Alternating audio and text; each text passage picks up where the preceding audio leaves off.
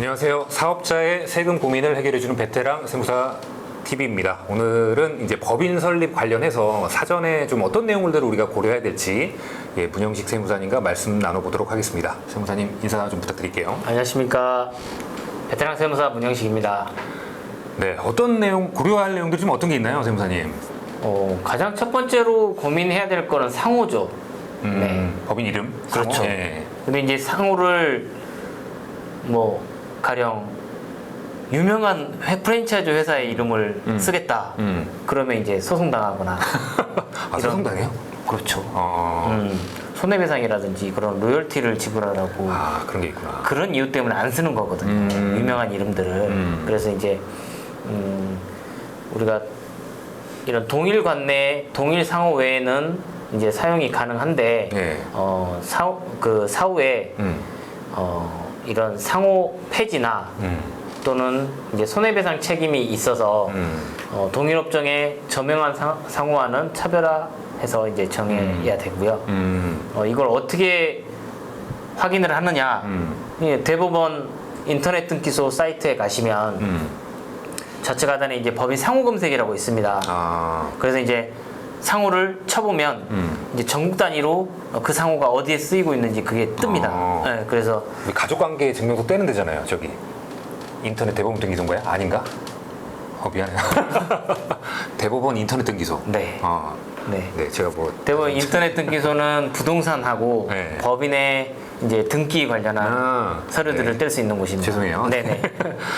궁금한 게 네. 동일 관내 말씀하셨는데 네. 이거 뭐예요? 단위가 시 등기소 기준입니다. 등기소. 네. 등기소는 그러면 이렇게 관할 등기소가 있습니다. 관할 등기소가. 네네네. 그럼 이게 서울, 경기 이렇게 나뉘나요, 그러면? 그렇게 나누지는 않습니다. 네. 법원 이제 법원 이 단위로. 그렇죠. 보통 그렇습니다. 그래서 거의 법원하고 연계돼서 등기소가 같이 있기 때문에 네네. 어쨌든 동일 관내에서만 중첩되는 게 없으면은 네. 괜찮다. 네네. 네. 근데 이제 이 회사가 전국 단위로 해보고 싶다.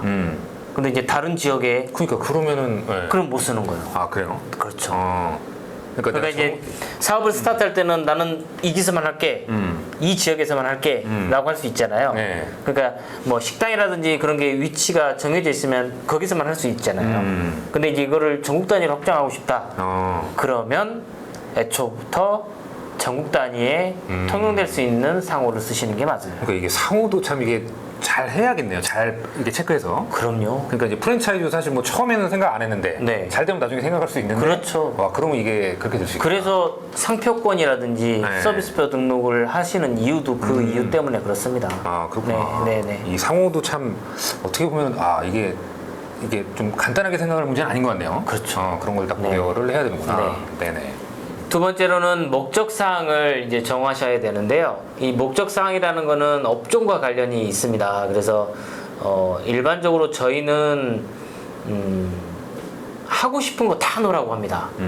설사 우리가 음식점만 하더라도 네. 나중에 프랜차이즈업을 할 수도 있고 또 제조도 할 수도 있고 또 건물을 사서 부동산 임대업을 할 수도 있는 일이기 때문에 이 목적사항에 모든 사업자를 망라해도 문제가 되지 않아요. 그래서 심지어는 이 목적사항에 3페이지가 되는 분도 봤습니다. 제가 네. 조금 헷갈리는데 이게 목적이 사업자 등록증 업종하고는 다른 건가요? 그렇죠. 그러니까 그 목적사항 중에서 내가 실제로 사업을 할 거를 사업자 등록증에다가 기록을 하는 거예요. 법인 등기부등본의 사업 목적은 따로 그렇죠. 따로 있는 거죠. 그렇죠. 내가 앞으로 할 거 안 할 거 다 넣어놓으시는 게 그 다 목적사항. 넣는 게 좋다. 네네, 좋습니다. 그래서 뭐 당장 할 업종만 적는 게 아니고 미래 해보고 싶은 업종도 전부 적어놓으면 좋습니다. 그래서 법인이 뭐 하고자 하는 업종이 그 목적사항에 없다.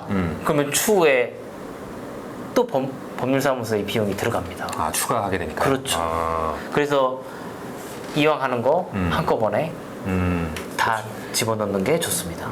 예전에 제가 이게 살짝 들었던 말이 그러니까 이게 좀 헷갈리면 동일 업종에서 뭐 있는지 보고 그냥 그거 다 넣으라는 것도 괜찮은 것 같아요. 그렇죠. 같은 업계의 유명한 회사가 법인이다. 예. 그러면 그 법인의 아까 대법원 인터넷 등기소 들어가서 그 회사 이름을 치면 소재지는 알고 있잖아요. 우리가 네. 아는 회사니까 그 회사에 등기부등본을 떼면 거기에 목적사항이 다 나와 있습니다. 그러니까 그걸 그래서 참고해서. 똑같이 가져다가 뭐 엔터테인먼트 업을 하고 있다. 그러면 YG나 하이브나 그런 회사의 정관을 그러니까 등기부등본을 등기부등본을. 네 가져다가 그대로 베끼면 됩니다.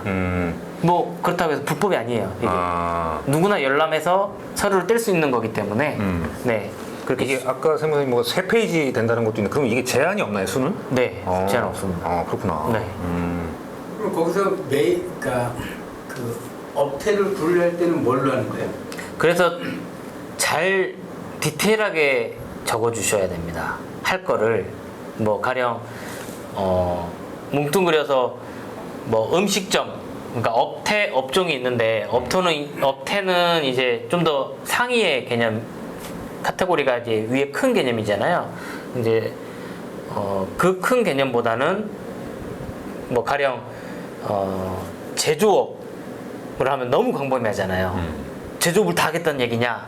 그러면 안 되고 이제 제조업 중에서도 우리가 뭐 이런 뭐 그 소독약, 뭐 소독약 제조업 이렇게 해놓는 게 디테일하게 하고 싶은 것들을 해놔야 구체적으로. 나중에 사업자를 낼 때도 담당 조사관이 이제 그것들을 보고 제대로 들어와 있네 아니면 너무 광범위하다 이거 다시 등기해갖고 와라 이렇게 돌려보내는 경우도 있으니까 세세하게 좀 적어주시는 게 좋습니다. 네. 아 그러면 여기 사업적에서 맨 위에 있는 게 주 종목이 아니어도 상관없다는 얘기인데? 그렇습니다. 중간에 들어가도 하다 보면 사업이 아, 그런가요? 난 그게 메인인 줄 알았는데. 그러니까 사업자 등록증상에 제일 위에 올라가는 거는 주업종이고요. 그 밑으로는 이제 부업종이 있죠. 그리고 이제 목적사항에서도 자기가 하려고 하는 거를 제일 1순위로 놓지 그냥 10순 그러니까 그 아래 중간에 넣지는 않으니까 대부분의 일반적으로 사람이 네네 그렇게 하시면 됩니다. 그리고 자본금은 어떻게 해야 돼요? 예전에는 자본금 기준이 5천만 원으로 정해져 있었습니다. 아, 그 이상으로 이제 하는 게 자본금 최소 자본금 기준이 있었는데 이게 상법에서 없어져가지고 예. 10만 원짜리 회사도 가능합니다. 아, 그래요? 네. 어, 그렇지만 이제 원활한 은행 거래와 차후에 부채 비율 관리를 하기 위해서는 금액이 크면 클수록 좋습니다. 왜냐하면 10만 원짜리 회사를 만들어갖고 은행을 가면 이 회사를 가지고 뭐 저라도 진짜 그러겠어요? 있어요. 있어요? 많아요. 많아요. 네. 자본금 10만 원? 네. 그러면 은행 거래가 좀 원활하지 않아요. 그러겠죠. 네. 은행에서. 그러니까 실제로 너희들이 사업을 하는지는 나도 모르겠다. 그러면 너희들이 최초 거래한 계약서라든지 세금계약서가 끊기면 한도를 풀어주겠다라고 옵션을 겁니다. 아. 통장에 대한 그런 거 많이 보셨을 그 거예요. 요즘에 그런 거 되게 많은 것 같아요. 네. 그래서 저는 자본금이 작은 걸 좋아하지 않습니다. 차후에 관리적인 측면에서도 나중에 이 회사를 가지고 대출을 받거나 이런 관리를 해야 되는데 네. 자본금이 가령 1,000만 원이면 이거 이 얼마 안 나면 또는 내가 회사에 들어가는 돈이 많은데 계속 가수금이 늘어나면 부채 비율이 높아지거든요. 그렇게 되면 은행 입장에서도 이 회사는 부채 비율이 높네. 아, 네. 그렇죠. 대출 심사에서도 그러니까. 컷 당할 경우도 많고 네. 조건이 안 돼서 그래서 일단 자본금은 뭐 하다못해 임대보증금 플러스해서 운용자금 몇 개월치 이제 그 금액 정도로 일반적으로 한 5천만 원 이상 5천 이상. 해주면 네. 좋다라고 생각됩니다. 5천 네. 이상.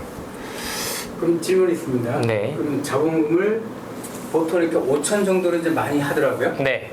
근데 실질적으로 거기에 더 이제 들어간 거는 만약에 한 2억이 들어갔다. 네.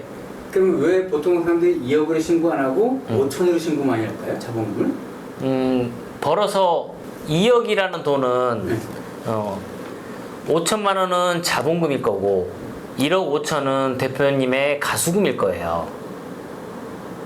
그 가속미라는 거는 일시적으로 이제 나중에 내가 법인이 돈을 벌게 되면 가져갈 수 있잖아요. 그렇기 때문에 그렇게 세팅도 많이 하고 있죠. 초기에.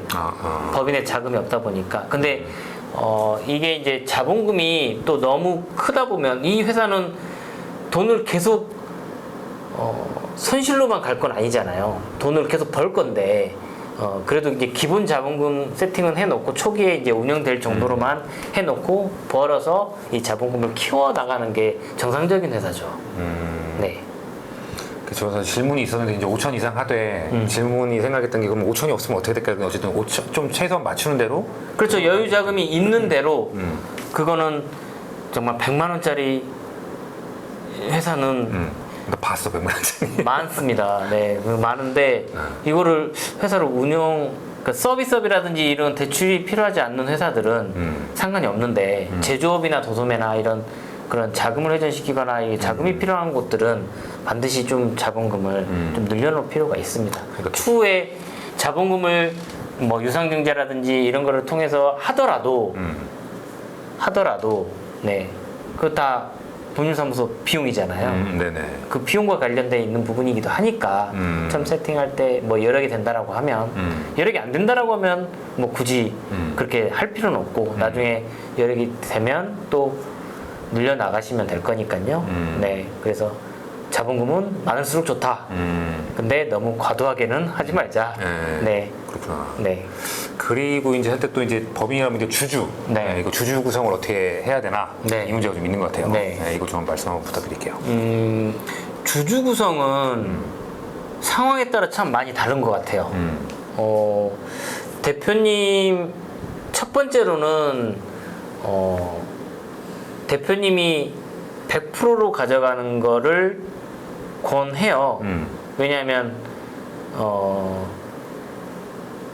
가볍잖아요. 본인 혼자 주식을 다 들고 있으면 책임적인 측면에서도 내가 다 책임을 질 거고 또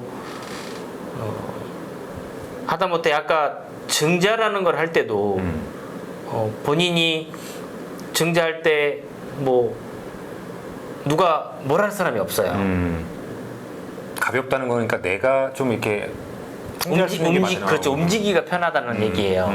뭐 가령 1억 뭐 5천 이렇게 증자를 할 때 여러 사람이 분산돼 있으면 균등하게 그 사람 지분별로 그 금액들이 들어와 줘야 된단 말이에요.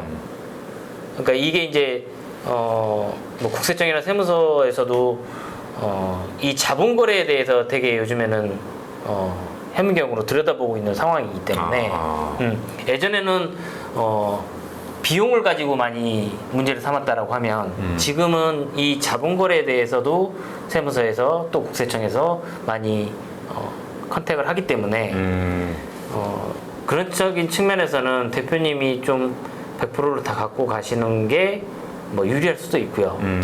근데 이제 다른 측면에서 보면 나 자녀들에게도 주식 주고 싶어. 네. 또는 배우자에게도 주식 주고 싶어. 네. 그리고 이제 요즘에 컨설팅도 많이 뭐 차등 배당이나 뭐 이런 적인 측면에서 맞아요. 자녀들한테도 주식을 다 주고 이제 하는 걸 볼 수가 있는데 개인적으로는 뭐 그렇게 하고 싶다라고 하면 말리진 않는데 어느 정도 이익이 나는 상황이면 그렇게 배분해 주는 게 좋아요. 근데 성장하는 회사의 경우에는 이제 막 스타트했고 키워나가야 되는데 그 상황에서 주식 배분을 그렇게 하면 아까 제가 그런 자본거래에 대한 문제가 있다라고 얘기를 했잖아요. 네. 그러니까 자녀들은 돈이 없는데 그러면 또 그때 가서 또 증여를 받아서 증자를 해야 되는 상황이 벌어지고 이렇단 말이에요. 네. 그래서 이제 그렇게 가볍게 움직이기 위해 성장하는 회사의 경우에는 대표님이 뭐 같이 가져가시는 게 제일 좋고 뭐 타인이 이제 공동 사업을 하거나 뭐 투자를 받아서 지분을 줘야 된다라고 하면 이제 주주 구성이 이제 틀려질 거니까. 근데 초기 세팅에서는 이제 대표님이 다 가져가게 하는 게 저는 이제 그렇게 많이들 권하고요. 또 처음부터 가족이 그냥 가족 법인으로 만들고 싶다라고 하면 또 그렇게 가는 것도 뭐 처음에. 네, 말리진 아, 않아요. 아. 네, 그래서 그러니까 이제 그런 부분들도 다 상황에 맞게 이제 상담을 받고 움직이시는 게 좋아요. 무턱대고 그냥 배우자한테 50% 줬고 막 이제 이러다가 많은 상담을 해보면 배우자님들에게는 그렇게 많은 주식은 안 주고 싶어 하시더라고요. 이상하게. 네. 오히려 자녀들한테 더 주고 배우자님은 많이 갑자기 왜 이러지? 네, 딘지를 모른다 이거예요. 그래서 그렇죠. 네, 그런 경우도 있더라고요. 그래서 네, 그런 경우도 많고 네. 결론은 상담을 받으셔야 돼요. 네, 주주 구성할 때 네. 그러니까 어떻게 하는 게 올바르겠냐. 그러면 이것저것 다 물어본단 말이에요. 대표님의 상황을 거기에 맞게 이제 세팅하시는 게 좋아요. 가족으로 주주가 이렇게 구성이 되면 네. 실질적으로는 이 뭐 배우자라든지 자녀도 나중에 이제 회사에 어떤 기여하려는 그걸 염두에 두고 하는 건가요? 그러니까 저도 이제 또 말씀드리니까 가족이 받아가는 거는 뭐 일하지 않는 이상은 배당밖에 배당? 없어요. 네. 네네네. 주식 가치가 커지는 거랑 배당밖에 없기 때문에 이제 그렇게 많이 활용을 하시려고 하죠. 이게 100%랑 세무사님 보시기에 네. 대표 100%랑 가족 네, 비율이 좀 어느 게 좀 맞나요? 성장하는 회사는 아무래도 대표님 100% 가져가시는 성장하는 회사는. 게 많아요. 특히나 제조업, 도소매 이런 쪽들은 또 이익이 많이 나는 회사는 가족에 대한 부분을 많이 고려하세요. 이익이 컨설팅도 많이 들어오기 때문에 이제 주식 배분을 이제 쪼개는 그러니까 이익이 많이 나는 회사들은 그런 부분들을 많이 고려할 필요가 있어요. 왜냐하면 세금 때문에. 그러니까 덩어리가 커지면 그렇죠. 자기 혼자 다 독박 써야 되는데 그렇죠. 그런 것 때문에 이제 세금 문제 때문에 그렇죠. 그렇게 나누는 거다. 그렇게 나눠주시면 좋죠. 그때 가서 하셔도 늦지 않아요. 아, 그때 가서. 회사가 성장하는 게 처음에는 중요한 거니까. 막 아직 커 나가는 단계인데 막 가족에 뭐 증여를 해야 되고 이게 증자를 해야 되는데 그 문제가 더 복잡해요. 네. 네. 그러니까 저도 좀 착각을 한 게 회사가 커서 나중에 배우자 지분 이렇게 주고 그냥 그런 게 더 까다롭지 않을까 그 생각을 했었거든요. 그러니까 네. 그건 아니네요, 그러면. 돈이 들 뿐. 돈이 네.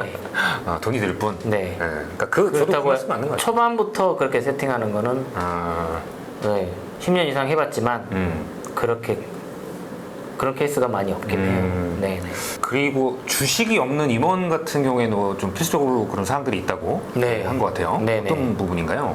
아까 이제 대표님 한 분이 주식 100%를 가져가시면 네네. 이제 최초 설립을 할 때 그 조사 보고를 해야 되는데 주식이 없는 임원이 한 명이 필요합니다. 아. 주식이 없는 사람이. 네. 그 사람이 이제 조사 보고자로서 역할을 해줘야 되는데 만약에 이제 그런 역할을 사람이 못 구해진다 그러면 공중 변호사를 쓰셔야 됩니다. 그러니까 법인이라는 것 때문에 이 조사 보고라는 게 그게 절차가 하나 붙어 있는 거죠. 더? 네, 그렇죠. 그러면 한 돈 100만 원 들어간다고 보시면 돼요. 만약에 그게 없으면 네. 주식 없는 임원이 없으면 네, 네, 공증 변호사 네. 어, 그래서 돈 빼. 이제 보통 대표자 혼자 다 가져간다라고 하면 뭐 부모님을 일시적으로 이제 저렇게 주식 없는 임원으로 임원. 해서 넣고 어. 나중에 빼죠. 그러니까 이건 상태. 필수 사항이기 때문에 그건 무조건. 네네네. 무조건 조사 보고를 해야 되기 때문에 네. 없으면 공중 변호사 공증 써야 변호사. 돼. 네네. 그리고 방금 말씀하신 거는 그냥 네. 부모님으로 일시적으로 넣었다가 네. 이번에 나중에 빼는. 네네네. 괜찮다. 네. 그렇구나. 네. 그러면 돈은 안 들어가겠네요? 그렇죠. 부모님 만약에 안 네네네. 되면. 용돈을 드리시면 되죠. 지인도 되나요 이게? 됩니다. 아 돼요? 네. 그렇구나. 주식이 없는 사람이기 때문에. 네. 네, 그래서 이번 시간에 이제 법인 설립 전에 고려해야 될 몇 가지 내용들에 대해서 저희가 말씀을 나눠봤고요. 이제 궁금하신 부분이나 이런 것들은 저희 채널 영상 아래 우리 성일 세무에게 카톡방이나 이렇게 댓글로 문의를 주시면은 네, 좋을 것 같습니다. 네, 그럼 오늘은 여기서 마치도록 하고요. 다음에 더 유익한 정보로 찾아뵙도록 하겠습니다. 선생님 인사드리고 끝낼까요? 네. 네, 고맙습니다. 감사합니다.